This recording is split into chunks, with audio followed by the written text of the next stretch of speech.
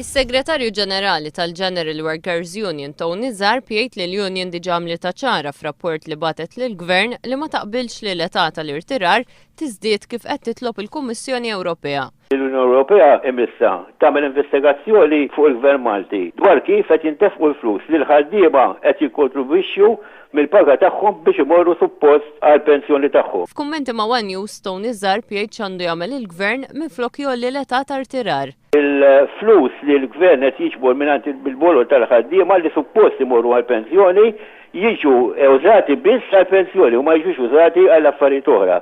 It-tieni li hemm bżonn huwa li iktar nies jitlu fid-dinja tax-xogħol, speċjalment in-nisa. Il-President tal-Forum Unions Maltin John Bencini jiddeskrivi l-pressjoni li qed tagħmel il-Kummissjoni fuq il-Gvernijiet bħala ġennata.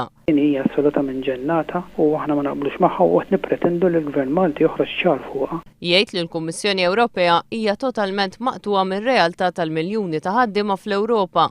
Minkejja l-ħaddiema qed jgħixu aktar, dan ma jfissirx li meta jikbru qed isiru aktar b'saħħithom. Tista' timmaġna xi ħadd qed jaħdem fil-ġebel ta' 70, tista' timmaġna any worker. John Bencini jgħid li bis-salarji baxxi u l-bolla li qed jitħallsu llum, il-ħaddiema diġà ma jistgħux ilaħqu.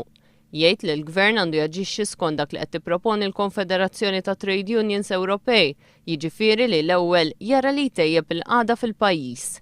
Iridu jitjiebu s-salarji, jitjiebu standard of living tal-pajjiż illi tonqos in-numru l-eluf kbar li għandna f'pajjiżna tan-nies li qed jgħixu f'xifer il-faqar. Naw Malta għandna 83,000, 1/5 of the population. Ġifieri aħna dawn l-affarijiet iridu nimpruvjaw.